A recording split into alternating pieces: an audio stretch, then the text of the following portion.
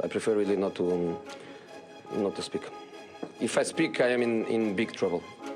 In big trouble. And I don't want to be in big trouble. Turn me up, kid Spiral.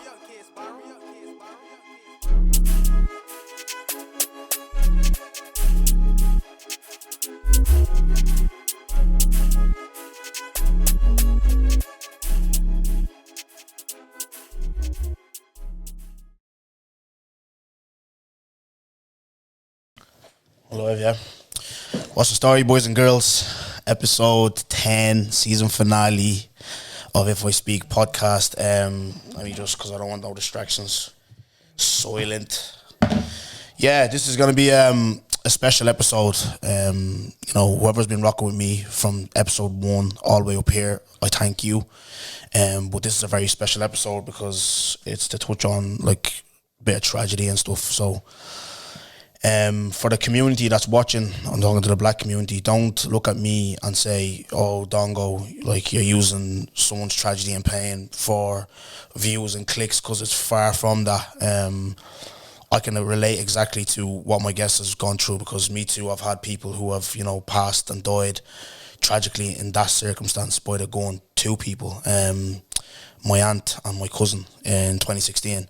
So that pain that her family and herself suffered and went through, I know exactly what that's like. So and I just want to just come on, have the conversation, just see what the story is with the family, how they're getting on, and obviously, you know, control the narrative for George, because anytime there's a post about like the situation, there's so much negativity and it's disgusting, you know. And obviously Gloria herself has been speaking to, you know, Irish media, white media, or whatever, so it's a chance to kind of, you know, talk to us somewhere where she's comfortable and stuff. So yeah, so without further ado, my guest, Gloria Nkencho. What's the story? How are you? Sorry, I'm good. How are you? I'm alright. Nervous because, you know, it's a big podcast for me, and, you know, obviously we have to tread carefully because there's an ongoing investigation with respect. So yeah, but how I normally do the show, I start off with what's the gig, so what's the story, you know what I mean?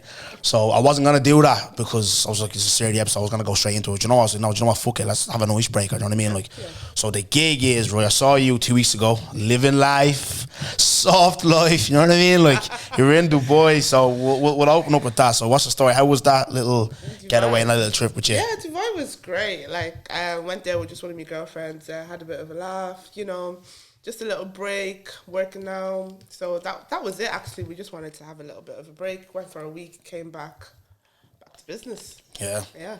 What's it like, Dubai? Because obviously I've never. Is that your first time going? Yeah, that was my first time going. Yeah. So what is it? Is it what it's made out to be like? The lifestyle, like, yeah. Yeah, definitely. Definitely. Do you know? I feel like it's more of a vacation vibe. Do you know? Not a lot of like parties. Well, I don't do clubbing that much, anyways. We went clubbing once, but like it's really expensive. But apart from that, it's actually, the place is beautiful. Dubai is a beautiful city. Yeah. Go back again. I bleed. I haven't been, but the plan is to go. But I don't know. Do you watch my pod? Do you watch? Yeah. Mm-hmm. Well, you're gonna enjoy it this season because obviously I've spoken about it already. Because obviously these are all pre-recorded. Yeah. So we tried to. The missus are sitting there. We tried to go to France, and obviously I'm not Irish yet. Yeah. So I went with my Congolese passport, like one bastard, thinking I can get in without a visa. I'm screaming. Gloria, they locked me up for 10 hours. The airport. She's out there crying. People are speaking to her in French. You know what I mean? I was like, oh. Because I got there, right? Obviously, you're going to see it coming up to this podcast, but obviously I got there and they were like, Monsieur, où est ton visa? And all, where's your visa? And all. And I was like, oh, obviously I thought because we're Aer Lingus, with UK, you can travel without a visa, you know what I mean? Yeah. But not to France, because I was just being lazy, because obviously you had to get locator forms, COVID, this and that. And I said, right, let me text the airline and see like if I can travel without a visa. But with the airline, it's no problem, you can travel without the visa. But getting into the country, I mean, they should have told you that. Yeah, they should have told me that, but the gig went there now, took my phone off me, everything. Banged me over 10 hours. I was there, like, in and out, having people coming in, checking me and stuff, and bro, it was a mess. It was an absolute mess. That's hilarious. Yeah. They did a stopover in Paris, so I know they don't mess about with that. No, they don't. They don't mess about. And there's even like an incident there that's gonna kind of not correlate, but where black men like around the world have to be careful, and which obviously your brother fallen from it as well. But anyway, it's just to get into it. Guys, you seen today I have notes. I never have notes. I usually, what I do when I'm doing pods, I profile people and I obviously study what I'm going to talk about and blah, blah. But this is such an important one because obviously I did my research on certain things because I want to get facts here. I don't want to just come here, Black Power and Black Lives Matter, none of that kind of stuff. Do you know what I mean? I want to really dive into this properly. So that's why I have my little notes here. But just to start off, obviously we're here to talk about your brother and stuff. So what I usually do, I profile my guests. So I want to know George in the house growing up as your big bro. He's the oldest in your family, yeah? Yeah, yeah. What was he like in the family as a bro and as a son? As a son. Well, as a brother, I can only speak from the brother's perspective, obviously. 'Cause he's not Oh, of course, yeah, sorry. That was dumb. Don't worry, I'm mad and my head's gone, but go on, sorry.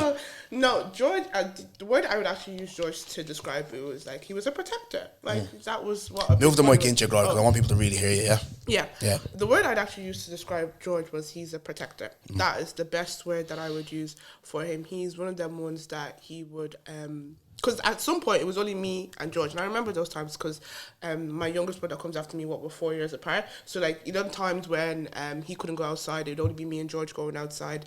No one would pick on me because I had an older brother, and he'd always just be that person, a very loving and caring person as well. Really quiet. He can be quiet, but that's just who he is by nature. And just to put it simply, he was just someone that I'd call a protector.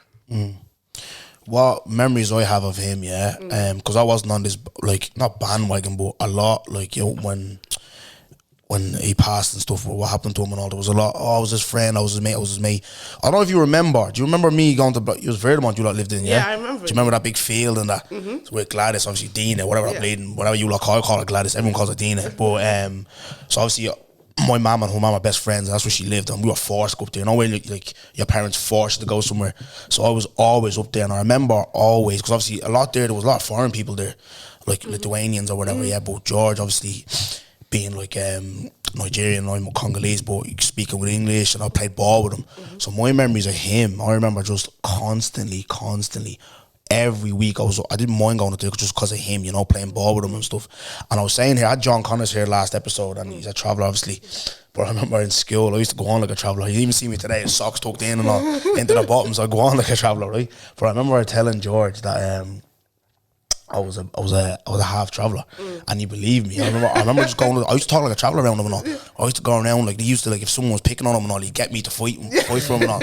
So yeah, that's just my little memories of him. And but like, you know, I'm gonna go into, like, obviously he had obviously mental health problems and stuff like that, and see if you can touch on a little bit about that. But I remember kind of my last interactions. There's two ones that are vivid to me. One was on Twitter, yeah, when I noticed, like, you know, Talat and Blanche have this beef, whatever, so stupid.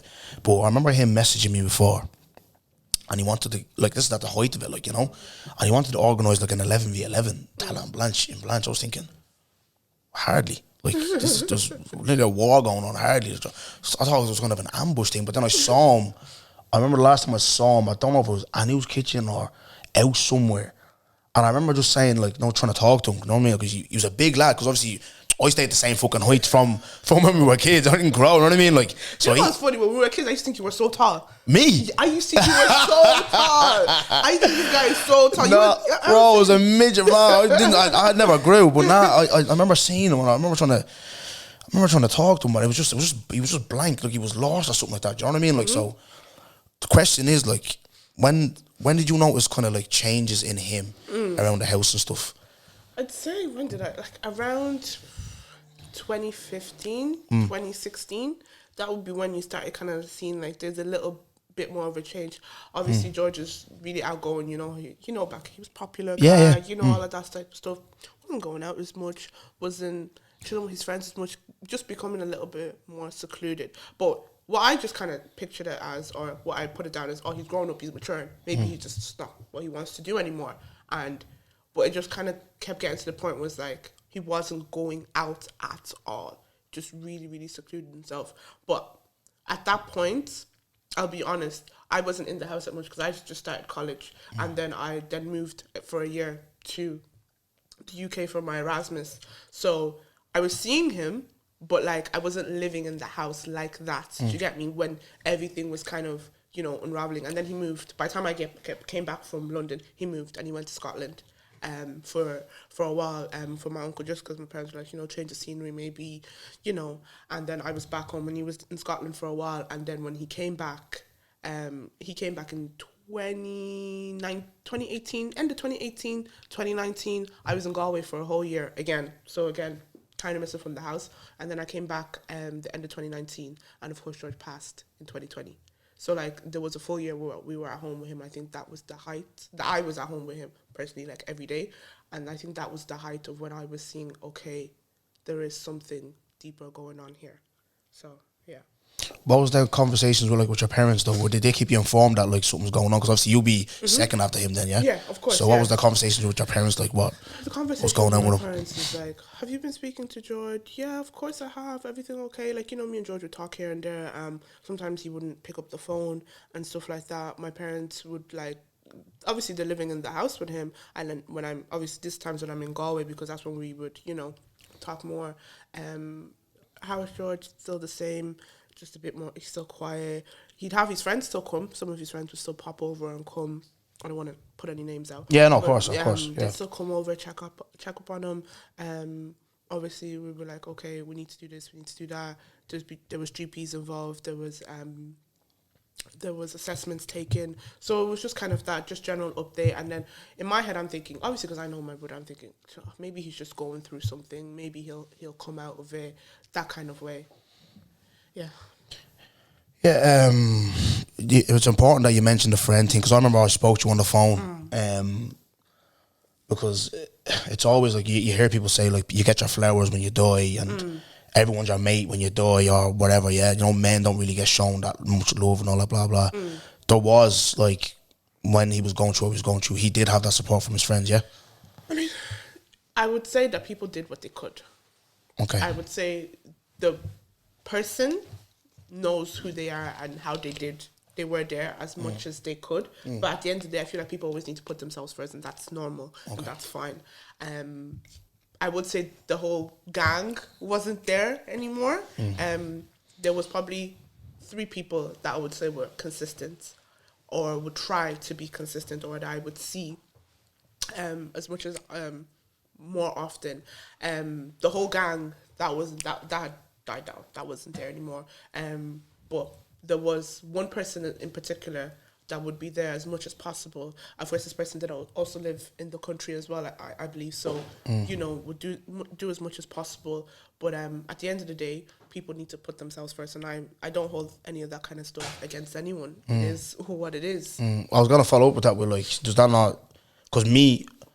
Because obviously, look, we're different people, obviously, and I'm a hard, and I look at stuff like that, like, I'd be like, don't be just there for me at my best when I'm at my, do you know what I mean, at my worst, who is really there for me, you know what I mean? But growing up experience has taught me, like, and life has taught me that, what you just said, like, that is an approach to take with it, you know what I mean? It is, like, people have to put themselves first and all that, but if you call yourself my friend, like, that's what I am as a friend.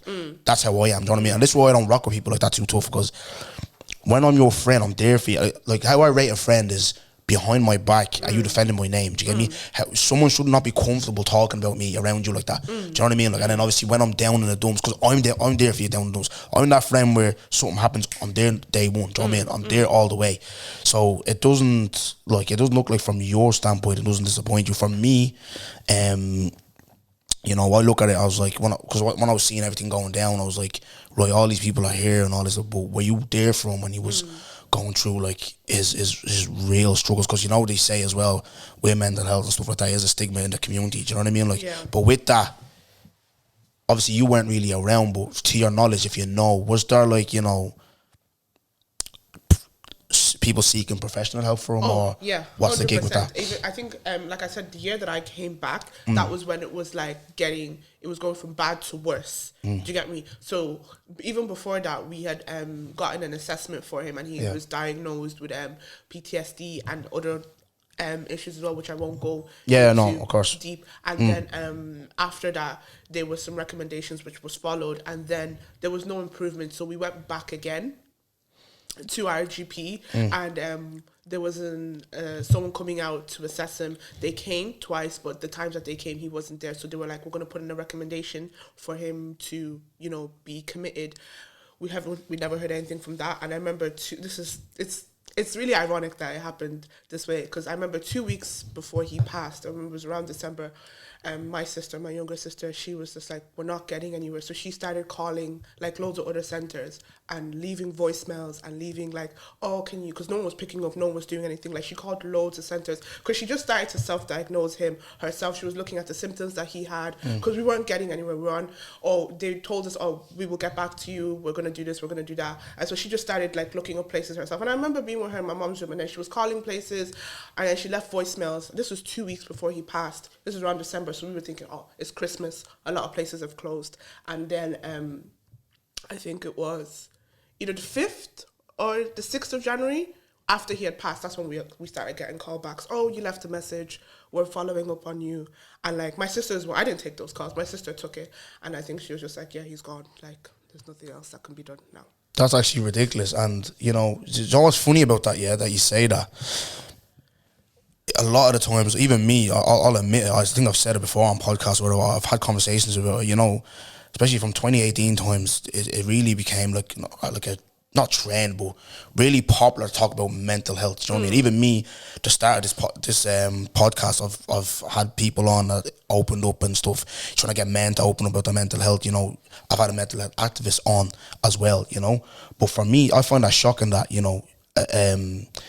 someone, or it's not just George, there's other people that need these kind of facilities to be open and no one's answering you. And that falls in even with the healthcare system in Ireland. Even the other day herself, we were in A&E the other day, she was having a panic attack because she suffers with anxiety, stuff going on at home or whatever. And we get to the hospital now and they're telling us, just tell the hospital, and they're telling us, okay, you've seen the triage nurse or whatever, telling us, okay, 18 hours to see the next, doctor, and I was talking to people that were there from like 12:30 in the day, and it was midnight when we got there, you know what I mean? So they're literally leaving people to literally die and suffer. So it's an absolute joke, and I hope that, people look at this conversation and they're not looking at it as if we're out here crying. I'm out here trying to, I have this platform, and these conversations need to happen. You see these politicians all argue over bullshit. People are dying, literally. Do you know what I mean? The next question I want to ask you though, is obviously I can't really touch too much on what actually happened. We saw what happened. We know the gig, The reaction on social media, right? Even I want to turn up, but I don't want to turn up because I can't talk about certain things, but I can just talk about the reaction on social media. Were you watching what was going on social media, or would you try and stay away from it? It's one of them things, I remember when it happened, my friends took my phone from me. They took my phone. So on the day itself, I didn't see any of the fallout like that. But of course, I have to get my phone back eventually. And curiosity, I started seeing it. Twitter, I don't use Facebook, thank God. But I don't use Facebook like that, thank God. So I didn't see much. But just on my Snapchat, it was everywhere. And I remember there was one particular post that somebody had put up. They had screenshotted it and they had put it up. And obviously they were commenting and they were saying, don't be saying that type of stuff. And I looked at the person that had posted the particular thing on Facebook, and it was a girl from my school. It was a girl from my school. We were in the same year. We were on the Debs committee together. We laughed together. We joked together. And she was just saying really horrible racist thing. And I was like, wow. Someone that I went to school with for 5 years. You definitely know my last name. You definitely know it's me. And I think that was, out of everything, I think that kind of hurt me the most, because it's it literally could be anybody thinking these things. Because I went to school with this girl. We were in the same year. We were on the Debs committee together. Do you know what I mean? I remember I won an award for Debs. She gave me the award. So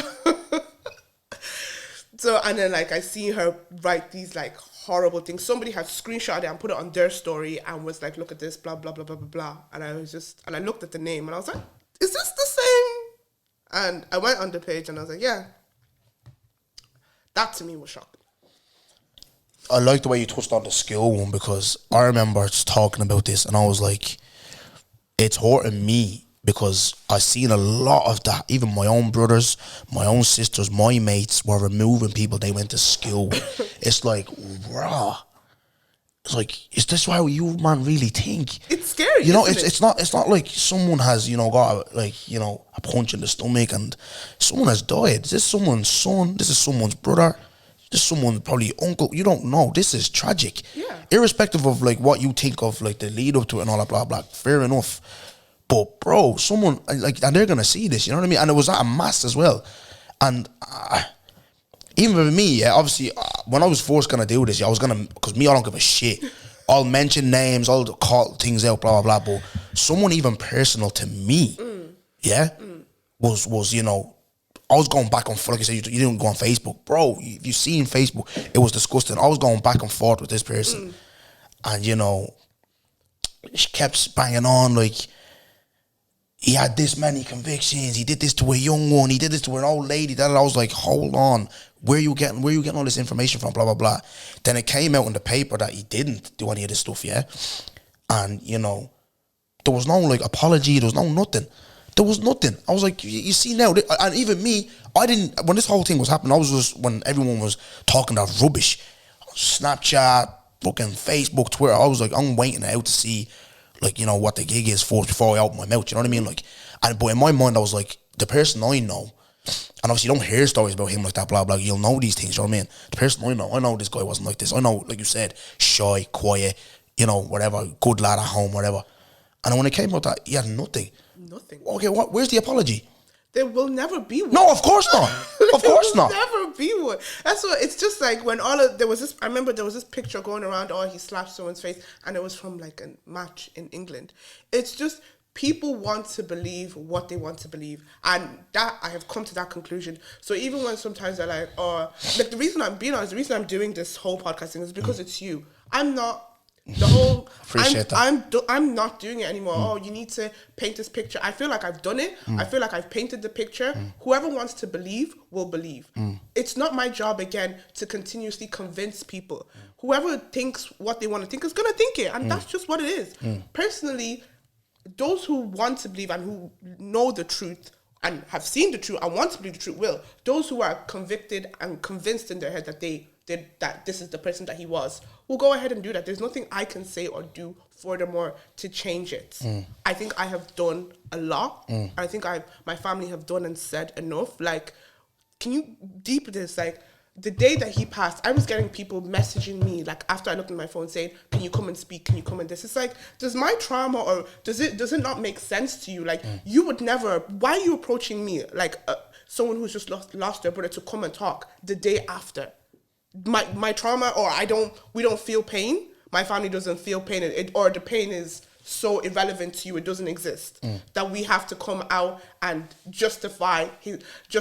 like convince people that it was wrong that he died. That's what we had to do. We had to convince the world that it was wrong that he was killed in our doorstep in front of us. Does that make any sense?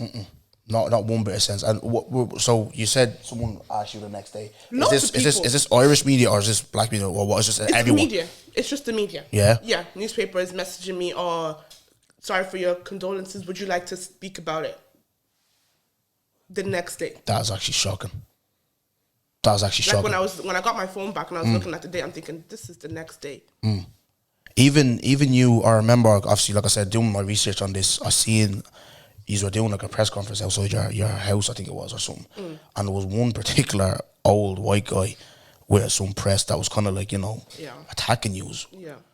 Like you said there, like, obviously you're done the talking, you're done, but like, I just want to talk about that moment. What was that like? And then I remember there was a woman as well on the road. She started saying, move these, you know what I mean? Like, what was that moment like, being in it, like, trying to defend your brother? Yeah. Like I said, at that point, I have been so, like, very calm, carried myself really well in the media, and I've, like, I've been calm, and I can handle that type of stuff, but just on that particular day, I remember just being so worn out because I had a meeting with the minister, I had to do another 2-hour interview, I was also working that time full time, I was doing all of that, and then this person comes and was attacking my dad, and I'm thinking, are you having a laugh? you've come to interview us or ask questions, but you clearly have your own narrative. So why did you bother doing this? And it's just so heartless for you to be like chastising victims, saying, well, I don't believe this and I don't think that, and like basically trying to like catch my dad out. And for a second I forgot there were cameras and I got angry, which, as you would. but I just calmed down completely, because I remember, Gloria, there's people recording. You don't want the narrative of the angry black girl or whatever. But it was like, it's not like he was even attacking me. He was attacking my dad. And I'm just like, do you really, after this, I'm just thinking the whole day that we've had right now, do you really think this is what is right to do? Even as just a human being. Like, is victims and like and you could tell that he was alone in that situation, because everyone else that was there recording were just looking at him as if he was crazy. Like, are you seriously coming out here to question and basically attack the family? I was really angry. I was furious. No, even that whole, like, see, me anyways, I don't like black people label as, I'll own it. Here's what it is, like, because at the end of the day, there's a reason why someone is switching. Me and you, we're not diagnosed with bleeding madness. We're perfectly sane people, but especially as something like that, these people need to understand that, of course, you're gonna be like, you know, someone, like I said, someone's there questioning your dad on something, and they're really pissing you off, and you're going through a traumatic experience. You, like you said, you're walking, you're doing this, you're doing that, and you have to stand up there and try and defend your brother's honor. He's not here. Of course you're going to react in that way. I don't get people not understanding that. But besides that, I want to ask you, you touched on your dad there. And I remember watching, and it really, I was getting chills watching, because I know how African mums are, especially with their sons, yeah? Whether you girls like to hear it or not, especially when the oldest, we're the favourite, you know what I mean? They treat the daughters different, do this, do that, you know what I mean? Like, but what's, like, even till this day now, what's home like with, like, your parents? Like, is it, because her mum said something, she was like, I'm never gonna, like, you know, live this down, or it's gonna be with me forever and all. And that really hurt, because even with me, when my auntie passed, I remember I was with my mum when they were lowering her down, and I'm even getting, like, you know, chills even saying this. I remember my mum obviously praying in Lingala, and then just when she was lowering her down, it was like, she's like, goodbye, my sister. And it was one of the most horrible experiences of my life. And even my mum says it now, she doesn't sleep at night because of that, you know what I mean? Like, how she went and stuff. And she hasn't even visited, like, her sister's grave yet. I think they went 2 years ago, I'm not sure. I'll find out later on, but, like, she didn't go for a while. She couldn't go, do you know what I mean? Like, but how's home, like, since this? How's mum? How's your dad? I mean, they're coping as best as they can. I will never be able to describe what my mom feels, because my mom never got to say goodbye to George. The day that this happened, it was, well, I was asking her to make a particular dish for me, and she needed peppers, and usually she'd get me to go do it, but that day she woke up and she was, because she had been telling me, go do it, go buy this for me, if you want me to make it. And I was like, oh mom, I'm not feeling well. So that day she got up early, and she was even saying, she got up early because she wanted to surprise me that, look, I'm going to go buy the thing that I've been telling you to buy since you want me to make it. So she got up, went to the shop to go buy, it was green peppers. She went to go buy green peppers. She comes back and she's seeing, like, loads of missed calls, and she doesn't even know what's going on, and she's not even allowed back, because at this point he was gone. Like, they had blocked off the entrance to my house, so she doesn't even know what's going on. And in our culture, you're not allowed to go to the child's funeral, because in our culture it's an abomination for a parent to lay their child to rest, because how it's seen is that you've given them life, they're meant to bury you, you're not meant to bury them. So she didn't go to the funeral. She never got to go to the funeral. She never got to see him go down. She never got to say goodbye to her son. I'm not even sure she saw him that morning.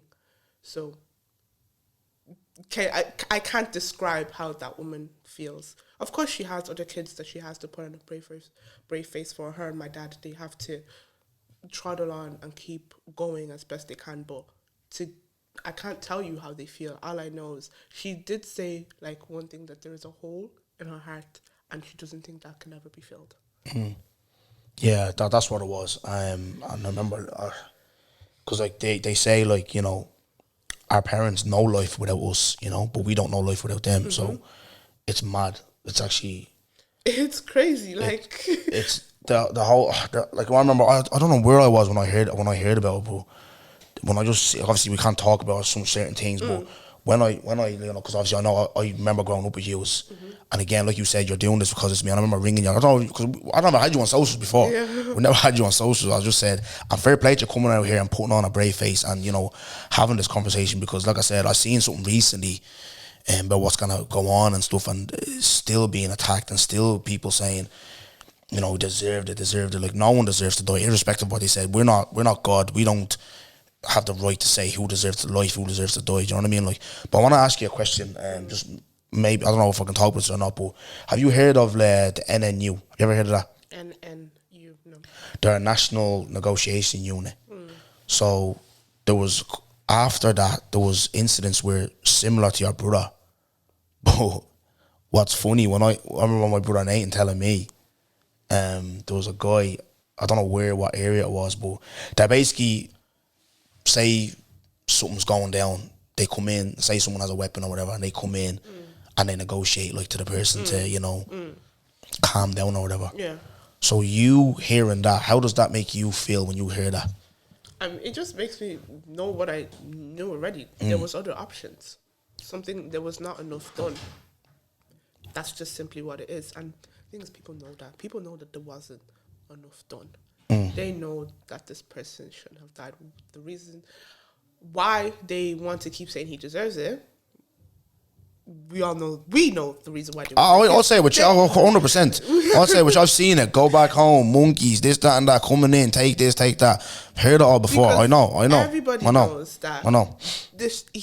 He shouldn't have died. No, 100%. That's just the plain, simple truth. Like, even that aside, in this country, there's no death penalty. There's no crime you can do that's worthy of your life being taken. So, why is his life justifiably taken? Yeah. So, I've never even heard of that. But, like I said, they just know, that there was more that could have been done. Yeah. There's even, and I'm going to read this out, I don't know if we're going to put it in the edit or whatever, but this is from the Irish Post, yeah. I'll just give you, because the people that don't know about the NNU, yeah. So they're on a national negotiation unit, and this is where I brought my fucking notes like I'm bleeding Jose Mourinho, because I wouldn't have remembered all this that I took down. So this is an Irish Post, yeah, by Jack Beresford in May 26 last year, yeah. So 2 Gardaí suffer gunshot wounds. Suspect left off 7 rounds. Officer shot in the foot and hands. Specialist negotiations brought in. There was a standoff from 7 o'clock and it ended at 9:30. Now, according to the Irish Sun, Mars came to an end over an attempted food order. So the guy now, I remember my brother telling me this, the guy now ordered food after shooting the police. He's shooting the police. Shooting, right? That your brother, he was like, followed around, blah, blah, blah, this, that, and that. These people shot the police, yeah? This person, sorry, according to the Irish Sun. So this article is for you, man, here that think, I'm making this shit up. Snowflake, yeah. What's them other words they use? Victim and all this shit, yeah? Go look it up. It's all on the internet, yeah? So we ordered food anyways, and there was barricades and stuff like that, blah, blah. So they were like, right, you drop off your weapons. Because obviously the driver couldn't go in. And they told him, if you drop off your weapons, you can get your food, all right? After shooting the police.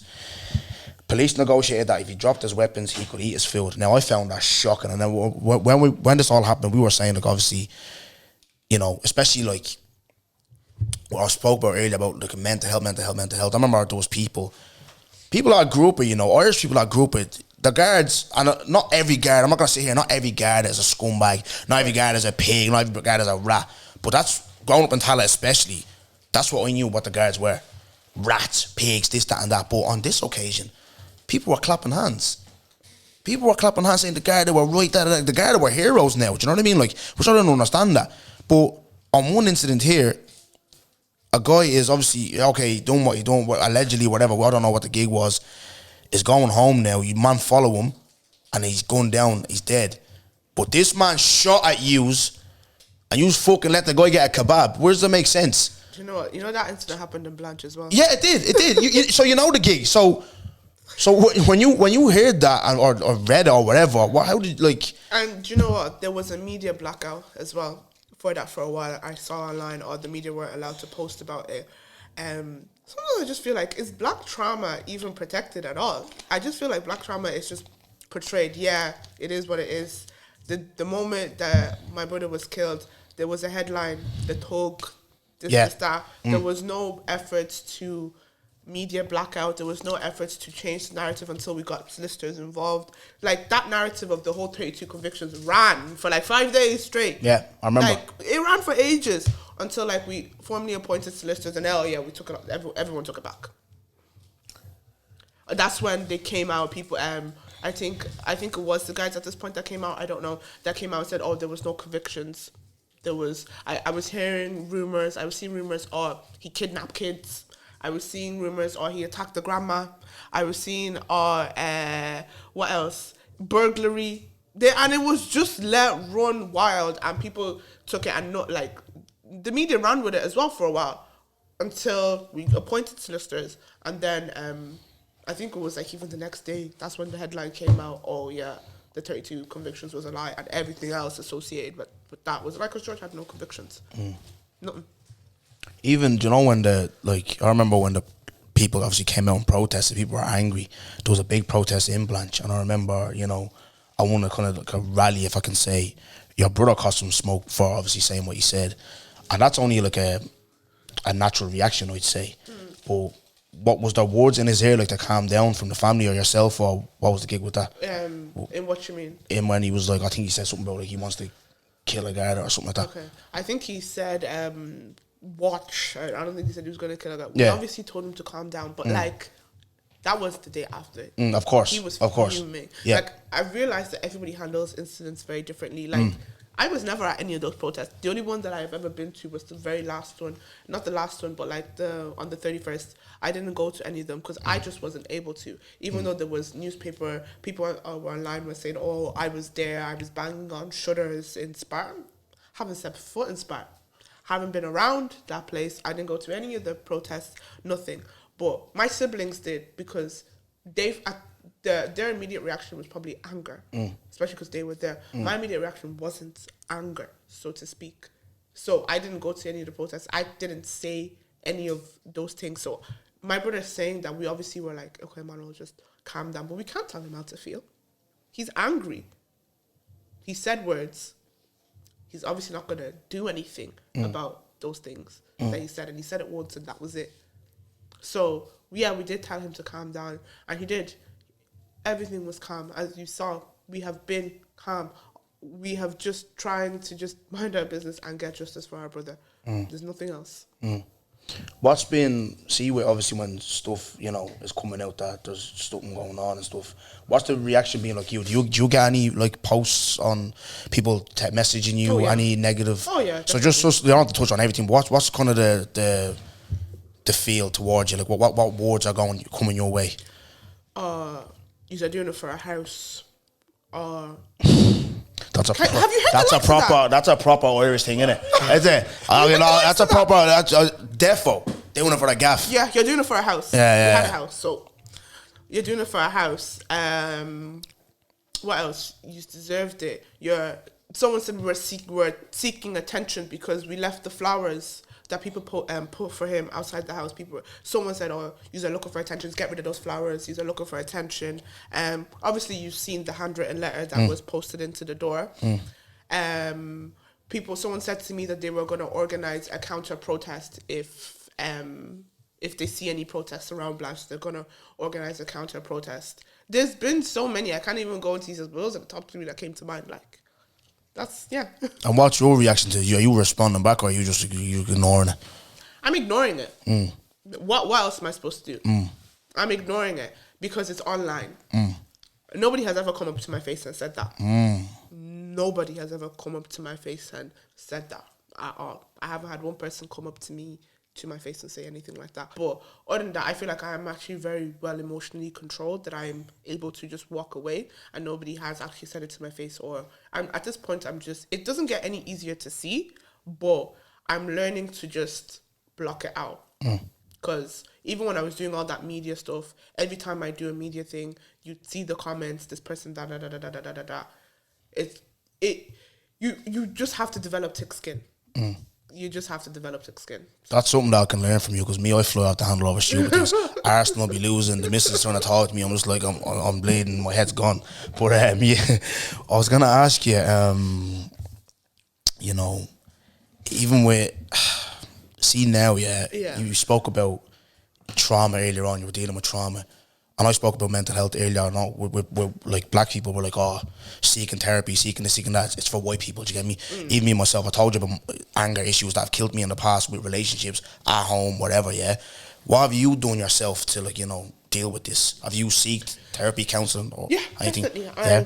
I've done counseling, therapy. I'm just trying to look after myself, and I'm trying to take away things that don't no longer benefit me or will be a trigger for me. Hence why I stopped for a long time doing the whole speaking and the media thing. I did that a lot at the start, but that did a lot of damage to me. That did a lot of damage to me because I started to develop, I don't even know, I started to get anxiety. I didn't want to, whenever I would do like a media post or whatever, I wouldn't want to go online because I was so scared. Because of the comments. I was so like my hand would sweat, my heart would beat. I was so scared, and I'm like, I can't keep living like this. I can't be afraid to check my Snap or go on Twitter. I love Twitter. I can't be scared to be going on Twitter. I can't, even sometimes when I'm walking down the street or something, and you get the odd look, I'm thinking, oh my god, was that one of those? Oh, people clock you, yeah. 100%. I remember I went to go get a TV, and I had to show my ID, and they were looking at my ID for ages, and I'm like, okay,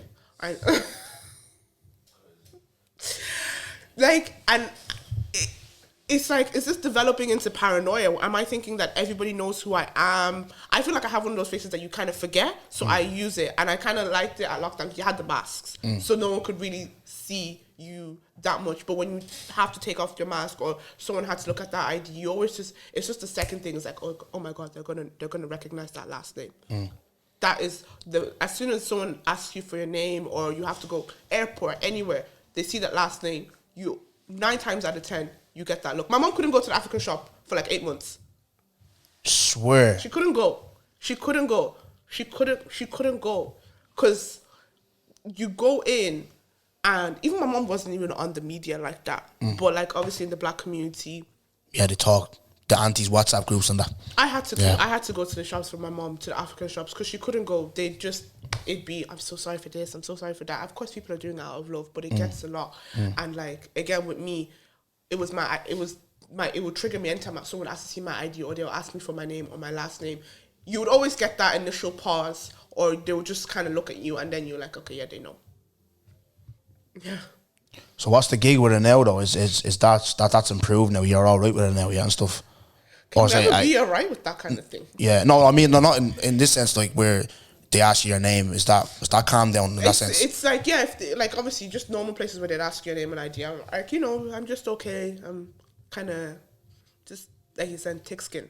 Yeah. Thick skin. I remember there was a time I went to the pharmacy to pick up medicine, and they were like, oh, how are you? And I'm like, oh, I'm good. Then they were like, oh, your name? How's your mom? And stuff. And I'm like, okay, well, good. I remember there was a time I went to the GP, and I was trying to talk to the reception because I needed to collect some. I was trying to talk to her for ages, and she was just looking at me, and she was like, "Yeah, I seen you on the telly." Oh, Lord have mercy! I understand, but can I please just get? Just here to get bleeding soft in, grab me lip. You know what I mean? You saw me on the telly. You fuck up, lip. Jesus. So it's like going from someone so private to just like almost everyone knowing that family. It's not great. Well, we move. Yeah, look, my daughter said I was getting the kids back to be mad. Like I told you, they don't know kids. You know what I mean? Bought like wine later on. I said, make more kids. And my daughter was saying to me like, Dad, would you rather be rich or famous? I go, rich, please. Which fame? Do you know what I mean? Like. That you're probably just getting a glimpse of what people like with fame, like no, like you don't have any privacy. Do you know what I mean? Like, no. And this is unwanted, like not fame, but unwanted, like unwanted attention. Unwanted attention. Thank you. Do you know what I mean? Like it's not. I wouldn't call this fame. No. Of course, I'm just saying the attention. Like what comes with fame is attention. Exactly. It's unwanted. You get me? Like it's very, very. Everyone knows your business, and everyone's like, oh, no. You're just like, yeah, I'm just trying to pick up fucking medicine. You know what I mean? Ma can't go shop get fucking plantain. You know what I mean? Like it's heavy, like. But you said yourself, right, and I'll because I know it could be a bit short, but we can't really touch on a lot of things, so I don't want to keep you here for too long. And I know you're after being in work and stuff that you want to go home. You probably want a bottle of wine yourself. But at home though, parents, what have they done? I know because it's always God, God, God, God. No, but have they done anything? Has anyone reached out to them to help them stuff with mentally and to deal with it as well? I'm trying to think. We're all counselling. We're all been to therapists. We're all speaking to someone. Like it's very like the whole mental health thing. We didn't shy away from it, so to speak. We just kept it within our family to deal when George was going through it. It's not like we locked him away in the room and said, "Yeah, go away." Like like I said, there was GPs. There was assessments been done. Now he was going to get committed. There was all of that stuff. So like we do try to take care of our mental health as best as possible. We've never had any experience with it, so I can say we were inexperienced, but we tried.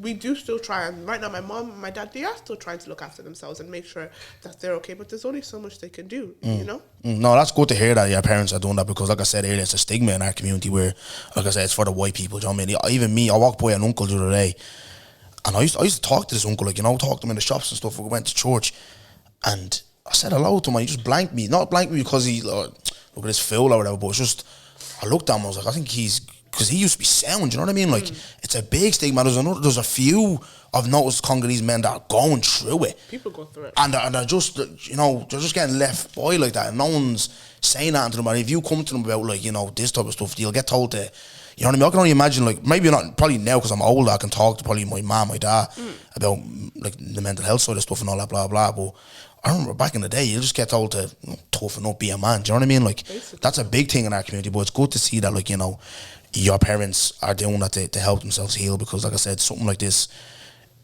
like I said, I can relate to this. I can only imagine, like, my mom right now, if I was telling her to do that, she'd be like, nah, have God, have these pastors, ringing pastors in Congo and all, sending, do you know what I mean? Like, that's her thing to deal with it. But, now, Gloria, it's been really good chat. I know this. I don't know how long this has been going on for, but it's short or whatever. But like I said, we can't really touch on a lot of things. Yeah. But just you yourself, I've watched you, speak and stuff. You've been very well spoken.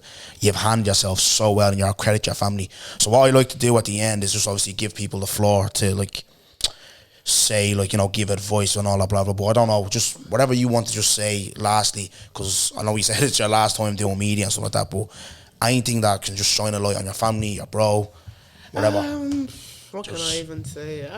Anything. Again, I just want to say, to be fair, thank you to everybody that has been in support of us, and thank you for those who know themselves think what was done was wrong. Thank you. I don't actually have anything else to say. I feel like I've said everything 1,010 times. All I will keep saying is thank you to those who support us and love us and care about us. Thanks. No worries, and I appreciate you coming on. Everyone, make sure you like, share and subscribe, all that type of stuff. Send love hearts under the comments. I want to see positive comments. Every positive comment that I'm going to be getting, I'll be throwing at this girl's way. Every bad comment I'm going to be getting from you rats, because I know these are going to come as well. These are a bunch of no good rats. The whole lot of you, every single one of you, smell bags. Smell the shit off your dads. We're out. Goodbye.